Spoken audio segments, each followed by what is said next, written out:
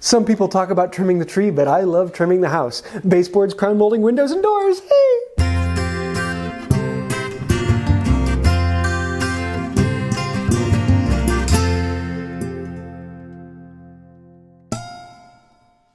Hey y'all, I'm James Wright and welcome to my shop. Today I'm going to be talking about trimming my house. Now I've recently remodeled the house, new kitchen cabinets and floors, and I did a video on all of the flooring going in. And I did use power tools for some of it, but so that's stuff that I haven't put out videos. So originally I wasn't planning on putting out a video for the trim, but I've had a lot of people asking me about the trim with some of the pictures I sent out, and it was a lot of fun to make, and it is a very traditional mission style, arts and crafts kind of style, and that's kind of the look we're kind of going for in the house, and I really like how it came out. But I bought almost 300 board feet of hickory, and hickory is not a very hand tool friendly wood. You can work with it, no problem, but it takes a ton of work, and to plane down almost 300 board feet of rough sawn hickory would have taken me, I did the calculation, it was a little over 3 weeks of just planing, because a lot of it I had to take from almost 5/4 down to 1/2 inch. And it was just enough that I couldn't resaw it, so it had to be planed off. A ton of work to do with hand tools. So I made the decision I'm going to do enough with hand tools in order to frame out one window and a little bit of the crown molding, a little bit of the base. But the rest of it I had to get taken to a place where I can get it all milled down, ripped to size and dimension. So I took the easy way out on that just so I can get videos out on time. I just want to get you guys ahead of time on that. This isn't a strictly hand tool project. And originally I wasn't going to be doing a video on it because of that, but I figured it might be a good one to fit in there. Also on my website I do have the diagrams of the trim and sizes and measurements, and it's all in a SketchUp file. So if that's something you want to know, I have that as a free download on the website. So definitely go take a look at that. But yeah, let's dive into the project and see what we have going on. Hickory is a difficult wood to work with hand tools, but it can be done. A lot of this hickory I was given from a friend in Madison, and I was able to do most for the window and one of the doors and some of the crown molding. So I decided to do that with hand tools. And you can scrub it down and plane it to smooth just like you would with any other wood. Just be warned, it's going to take more work. It's going to take more elbow grease. The blade's got to be sharper. And eventually you're going to want to pull out a power plane. Once I got enough done for the window, I just decided to do it with the power plane. It made it so much faster. And if you haven't seen why I use this Triton plane, I have a whole video on that, and it works just like a hand plane, and that you're working it and rather than running it through, but makes it a lot easier.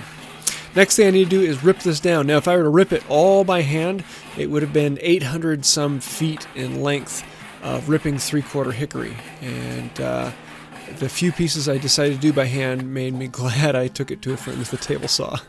Also, I need to stick some of the molding, and I don't have a sticking board. One of these days I need to do that and make a video on it, but what I do is I put it up against a planing stop at one end and then dogs along it to hold it in place. And it's kind of a makeshift sticking board that works on the bench, though I really should make an actual sticking board one of these days.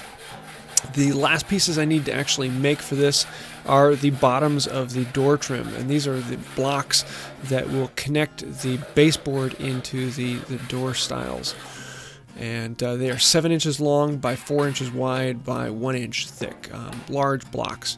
Because the end grain will be showing, they also need to be jointed out very nicely. So I use the shooting board to clean up the ends and allow that to be seen. And then, of course, because I couldn't do a whole lot of other planing, I decided to plane these really nice and smooth, and I got them down to a beautiful glass surface. With this being so hard, it just shined. Now, for all of the staining and finish, I built this rack that brought everything up to a nice working height. They're 2x6s that are 20 foot long, and this allows me to do all of my staining and finish work very easily. And once I finish one board, then I can slide it behind me and then move on to the next board. Makes it for a fairly quick and simple system, if you can have a quick and simple system for doing all this by hand. I decided not to spray it. I liked the hand finish But yeah, it took quite a bit. I stained them first, 2 coats of poly, then sanded with 400 grit, and then 2 more coats of poly to get a fairly nice shine, slightly matte, and I really like how they came out. Took about 2 hours per coat, but well worth it. Now for the installation, I start with the blocks on the bottoms of the doors. These need to go in there because everything else other than the window trim is built off of them. If you're going to be doing the baseboard, they need to run into these. The rest of the door needs to run into these. So those get nailed in place and right up against the door jamb. Next thing are the molding pieces that go vertical on either side of the door. This is 3.5 inches by 3/4 inches, and this will then run up from the center of those blocks. For all of the cutting and work, I used the table. It was shaking a lot, and in the end I ended up clamping on diagonal braces to keep it from shaking, but with a little bit of work it actually ended up working fairly well. Most of the trim I used the egg beater drill to pre-drill, and then you can tap in with your finish nails and then set them in a little bit farther. And this actually goes fairly well and provides a really nice strong connection. But after doing it for a while, I eventually went out and just bought a finish nailer for 20 bucks to do it easier. Now you can see I do the exact same thing with the shooting board. I hadn't braced the table here yet. Need to get at that. But a lot of this, the end grain is showing, and so having the shooting board there really gives you a nice clean end on the wood. For the tops of the doors and windows, I assembled them before putting them up. And the main piece is a 3.5 inch by 3/4 block, and then on top there is a 2 inch by 1/2 inch block, and then on the bottom there is a 1.25 inch by 1/2 inch. And so I can nail them all together down below and then put them up into place. For anything that needs to be mitered, rather than actually getting a miter out, I just use a speed square and put it in my bench hook, and then I do the exact same thing for the shooting board just to bring it up to that really nice clean work.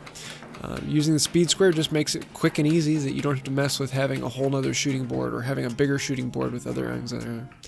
But once you get that all assembled and together, you can lift that whole item up into place and put it on top of the 2 side moldings. It just makes it easier to assemble it down on the floor as opposed to up in the air and having your hands over your head, just not as happy.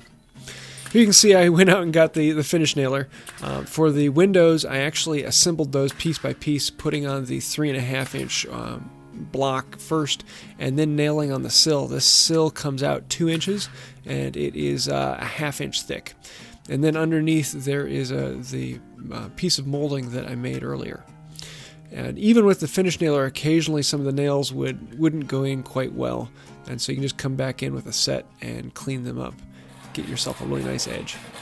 One of the verticals up the side of the window needed to be trimmed to fit around the cabinets, so I can take that back down to the shop, cut it in place, and voila!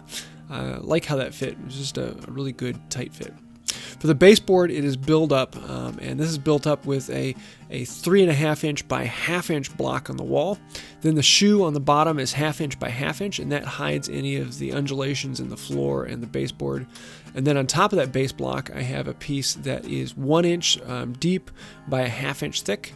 And then on top of that, the piece that I'm putting on right now is 1.25 inches tall by 1/2 inch thick. And so it kind of gives you that built up look that's a little bit different and very mission style. I really like it. For the crown molding, this is built up just like the floor with a whole bunch of different pieces and layers.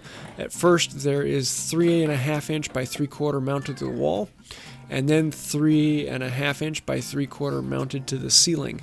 Now this is going to have a whole lot of gaps, and so the rest of the pieces are just missing. They're just filling those gaps. In between the two, I have a piece of 3/4 by 3/4. This is just flexible enough you can bend it to match any gap that might be created between the 2 other large pieces. And then on the top and bottom, there's a small piece of bead. This is 1/2 inch by 1/2 inch that has then been beaded so that the bead is facing down on the top piece, and the one that is on the wall then is facing out. And these then can get bent to the wall and hide any gap that was left from the trim. I really like how they just kind of finish the whole thing out, and it comes out fairly smoothly. The last thing you need to do is stain and finish all of the end pieces that are, well, exposed. And I just tape off to the wall, put on my stain and finish, and because the poly is on the main surface of everything else, once that is on, you can just wipe it off of the poly rather than having it stain double over. And wahoo! This is done. I really like how these came out. The crown molding, yeah, that running around the house is fantastic. On tops of the doors and the windows, it just finishes everything off, makes it look sharp, and I'm happy. And what's more important is my wife is happy. So, yeah. So there you have it. Window trim, door trim, baseboard, and crown molding. Really actually isn't that difficult to do, and especially if you chose an easier wood than hickory, it would be a lot easier. But I really like the way this came out at the staining to make it match the white oak floors. This has just been an absolute joy, and what's most important is my wife likes it. I do want to say thank you to the patrons on Patreon. I don't have any sponsors on this channel, and that's so that I can be more focused on you guys, and all of the revenue and making this channel happen comes from you on Patreon and here on YouTube. I want to say a huge thank you for that. If you'd like to find out more about that or help out with Patreon, you can do so right down there. Also, if you'd like to subscribe and see some behind the scenes footage, you can do that as well. That's about it for today, and until next time, have a wonderful day.